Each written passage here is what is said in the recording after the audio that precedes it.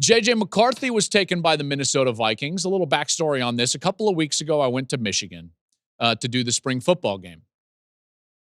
And they were going to have the morning of the spring football game, they were going to have their ring ceremony to get all their rings. And apparently now they give out like, it's like equal parts national championship ring ceremony and ribbon ceremony because it's kind of the modern day ribbons for everyone. They got 4 rings. 4. They won the Big Ten. That's one. The Rose Bowl gives you a ring. The CFP gives you a ring just for going to the CFP. And then they obviously won the national championship. By the way, the Rose Bowl ring looked incredible. Regardless, I digress. J.J. McCarthy was in town. So we talked with Sharon Moore. That's coming up on Big Noon Conversations this summer. Quick tease right there. Sharon Moore is going to be on Big Noon Conversations.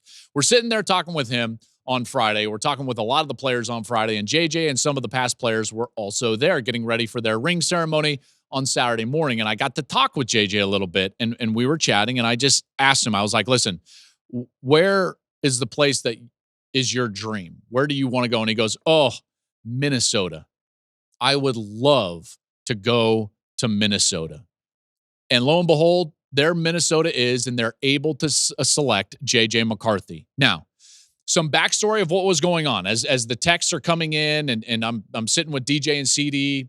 I was texting with Jay Glazer a little bit as well. Here's what was happening during all of this is that both Minnesota and New York at some point had at least inquired about what it would take to trade up to number 3 in the New England slot and potentially draft Drake May. Okay. Didn't work out. New England stuck. They picked. So now it becomes a good old-fashioned stare-down game of chicken between the Giants and Minnesota. So here's the Vikings, and they're sitting there at 11, or 10, excuse me. And here's the Giants sitting there at 6. And the Vikings are thinking to themselves, do we need to go to the Arizona spot at 4? Do we need to go to the Chargers spot at 5 to beat them to this place to get our guy in J.J. McCarthy? And they called their bluff. And they were right. So the Giants pass on quarterback. They go Malik Neighbors. They're going to run it back with Daniel Jones. And now Minnesota is in a position where as long as Vegas doesn't jump up or Denver doesn't jump up, they're going to be in position to draft J.J. McCarthy. I think that is fascinating. Now, the Penix deal threw a whole wrench into things because I'm sure everyone was like, oh, hold on a second. Do we need to go now to 9? They didn't, and the Vikings get selected. And now I think J.J. McCarthy is in the best situation of any of the rookie quarterbacks to go and succeed right away. There was some debate on our desk, both on the air and off, about whether J.J. should or could play early in his career. I believe that he can and he will for Kevin O'Connell. I just know him well enough to know like he's hyper competitive and he's really skilled. And what they're going to see is a guy that can help them win football games. Partly because of what he does on the field, but also just as a leader. The guy wins, man. He's 27-1.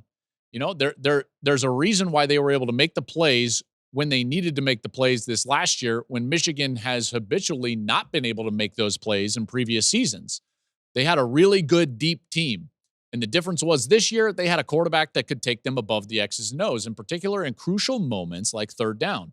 His third down tape was as good as any of the quarterbacks. In fact, when you look at just like if you piece it together and you looked at all the quarterbacks and the way that they threw the ball from 10 to 19 yards down the field or 10 to 20 yards down the field. I had a buddy, Jake Butt, actually kind of clued me into this stat. He's like, hey, take a look at McCarthy in the intermediate zones. And I was like, okay, that's interesting. So I went back and I kind of did a deep dive.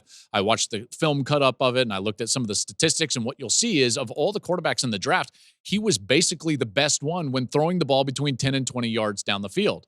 A lot of these guys made their bones throwing the ball at the line of scrimmage. Now, the only one that could exceed McCarthy was what Michael Penix did down the field, past 20 yards, but that's another story. So I think that his skill set is probably even better than some people realize. Speaking of McCarthy, I think that he'll play early in his career in Minnesota, and he's got the best weapons by a long shot. Justin Jefferson, Jordan Addison, TJ Hawkinson.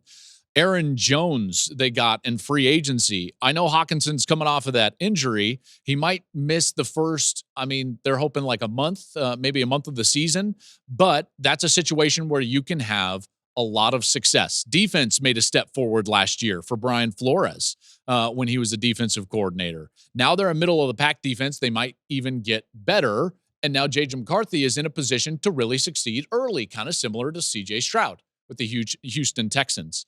I love that they were able to trade back up, get Dallas Turner in the first round. Back-to-back years, by the way, we've had a team that has had the offensive and defensive rookie of the year on their team. We saw it with the New York Jets with Garrett Wilson and Sauce Gardner. Then last year in Houston with C.J. Stroud and Will Anderson.